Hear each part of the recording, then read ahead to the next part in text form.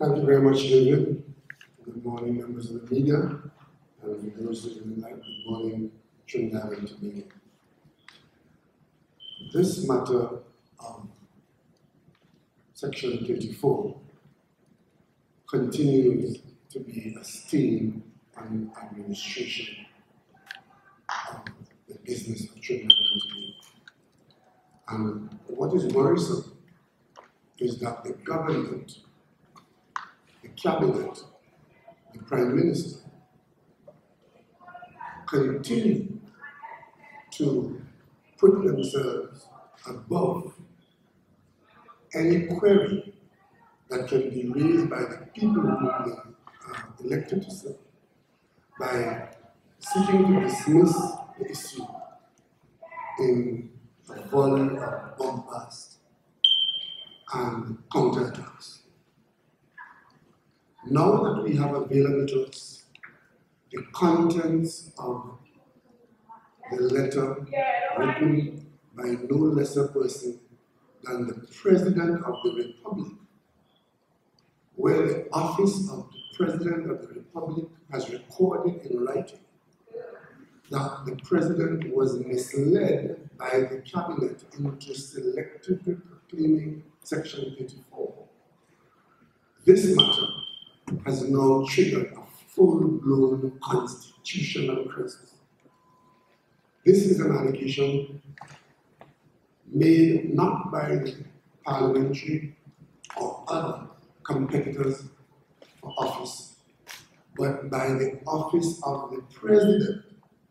When we approached the office of the President last year, September, we of the Roundtable representing a wide cross-section of national interest, we made the allegation to the President, based on information available to us at the time, that the Cabinet, or elements of the Cabinet of Trinidad and Tobago, had engaged in a criminal conspiracy to allow financiers of the ruling party to escape the effects of the rule of law. A more damaging allegation has never been made against any office holder in this country. It is on the basis of that allegation made by the Roundtable, as comprised all these people, these organizations, including the country's opposition, that triggered the President to look to Section 81 to get answers from the office holder responsible to the people of Trinidad and Tobago for responding to this allegation made. And what has been the response? The response has been an attempt by the Prime Minister, first, to keep the issue secret and personal. To my shock, it was the Prime Minister herself who has confirmed to the population recently, thinking somehow that this is something good on her behalf, confirming that yes, she replied to the President, but she replied to him in a letter which she stamped secret and personal. But let's examine that. There is serious disquiet among the population about this matter. There are allegations of criminal conduct on the part of elements of the Cabinet. There's an attempt by office holders who are implicated not to hold themselves accountable or to be held accountable. Yet, the Prime Minister of the country, in purporting to respond to these serious and specific issues, we deem to want to have them secret. And what is worse, if it is secret between the office holder of the presidency and the office holder of the Prime Minister, how then does the population become aware of how the matter is being handled and how is their confidence to be restored? So this is the first indication that the Prime Minister has no intention of serving the concerns of the population. And by deeming this letter personal, it then means that the President must treat it as a matter which ought not to form part of the archives of Trinidad and Tobago and ought not to fall to the scrutiny of any subsequent office holder. Now, these two conditions are wholly unacceptable. wholly unacceptable. Because if we accept that, it would mean that all the efforts to cover up the conspiracy and to not hold the individual office holders accountable would have succeeded. And we have absolutely no intention of allowing that condition to remain. So the Prime Minister could be told this morning that attempts to keep this matter secret and personal would have already failed. The Prime Minister goes further. In the face of the public being informed of the specific issues raised by the President, the Prime Minister does not seek to address a single one of those specific issues, but instead goes on a public platform and seeks to be telling the population that the opposition is trying to use Section 34 to create distrust in the government. Well, this has to be the work of a madness, because the distrust had been created by the government's action in treating with the bringing of the bill's genesis, the creation of Section 34, the amendment of the conditions for the amnesty, the surreptitious pulling out of Section 34, the proclamation in the dead of night, on Independence Night, and all of these things which had the effect of benefiting only a very small select group of people known to the government. So if there's any trust being destroyed and distrust being prevented, it is the action of the government led by the Prime Minister, who herself admitted that it was some failure in the cabinet when they sought to give us a scapegoat to mislead us and to distract us.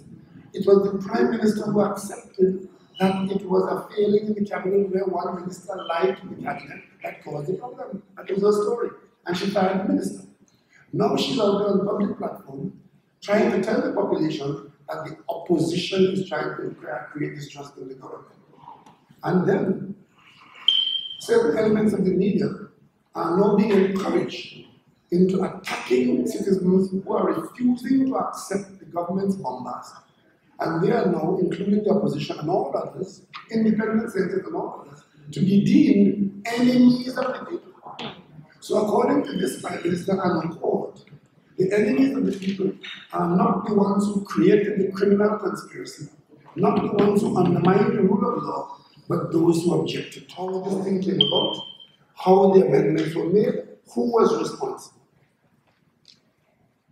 What assurances were given to the opposition, the independents, and all members of parliament?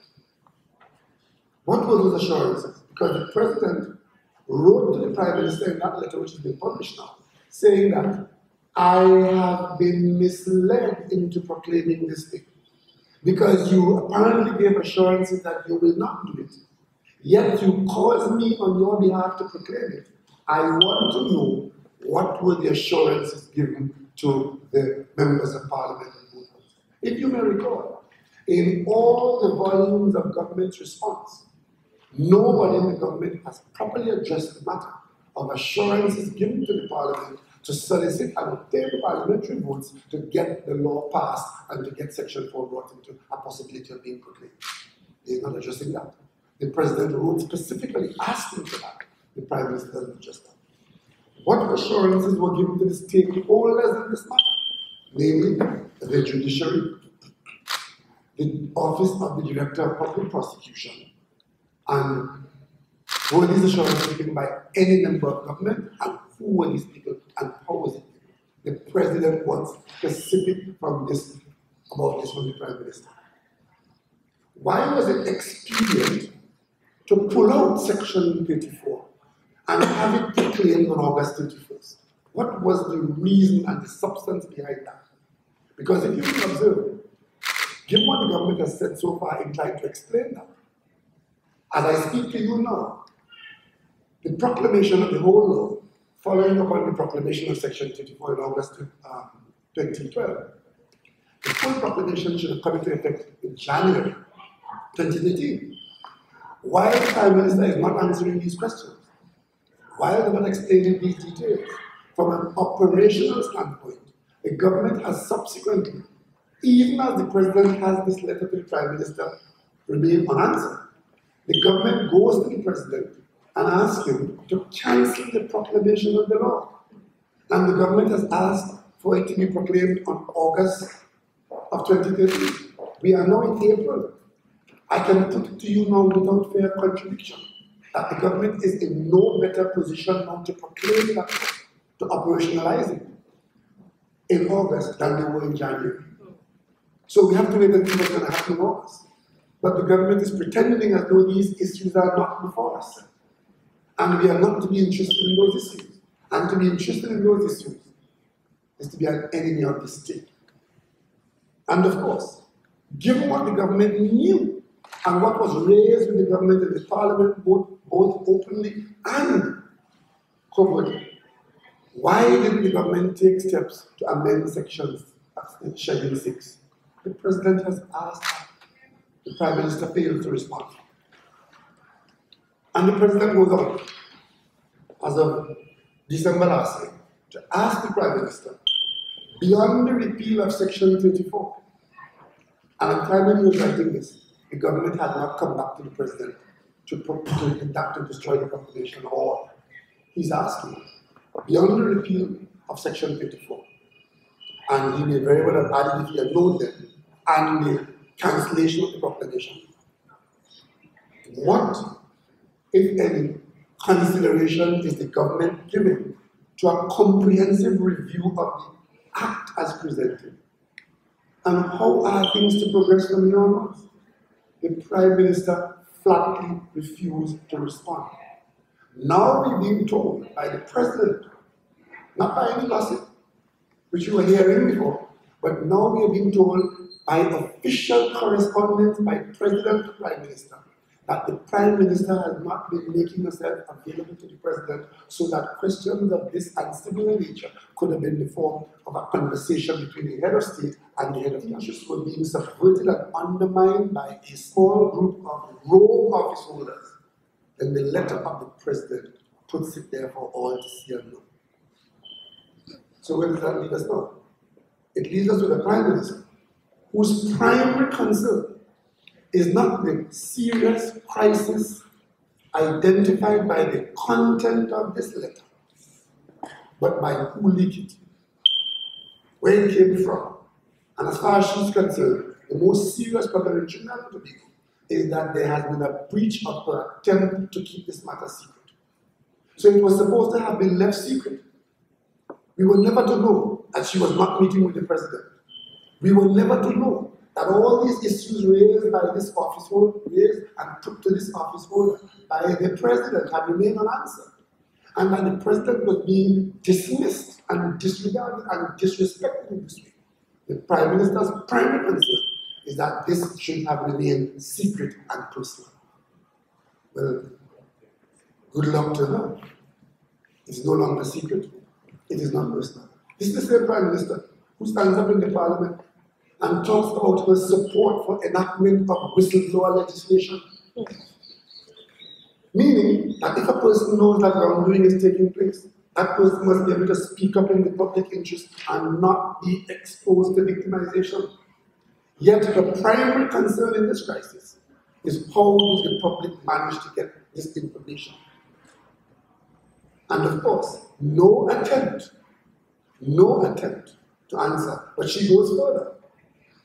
They were not satisfied in saying that all of us in the Parliament voted for it, and therefore all of us are guilty of the malfeasance that we are accusing the government of. The Prime Minister is now saying openly and aggressively, belligerently and threateningly to the President, and you sign it.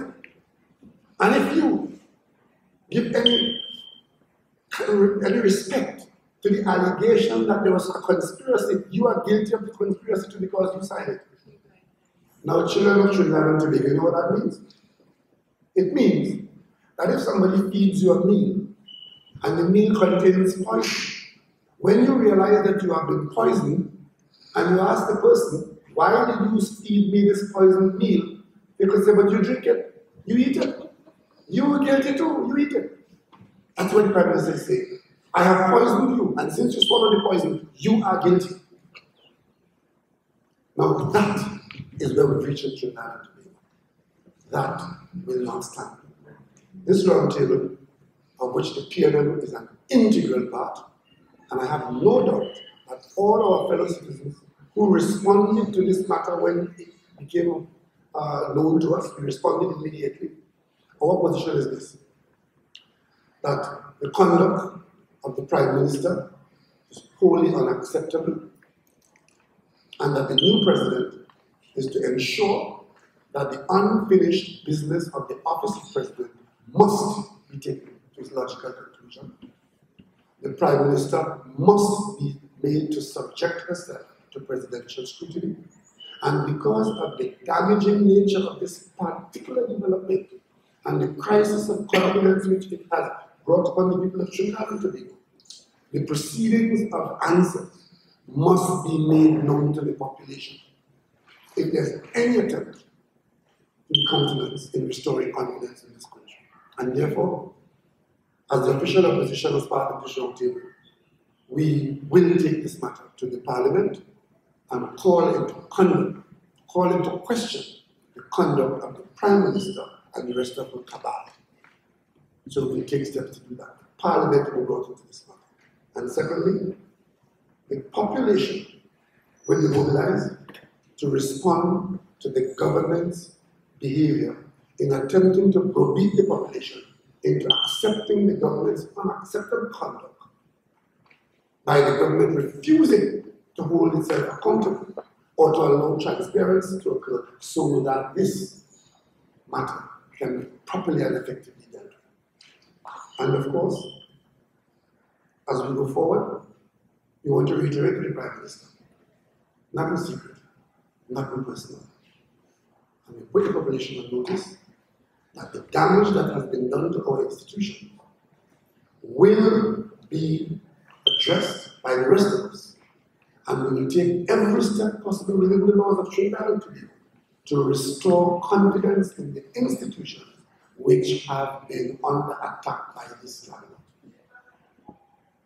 And the Roundtable will be mobilized, and the population will be mobilized to respond to this. A new president has taken office, and as is normal, that president will meet with office holders. I happen to hold one of the offices, which the president will meet with this initiation of the duties. I can advise you that I've been invited to a meeting by His Excellency the President, which will take place in the not too distant future. And whenever we meet, this matter will be raised with the President as part of the consultation. Thank you very much. Any questions?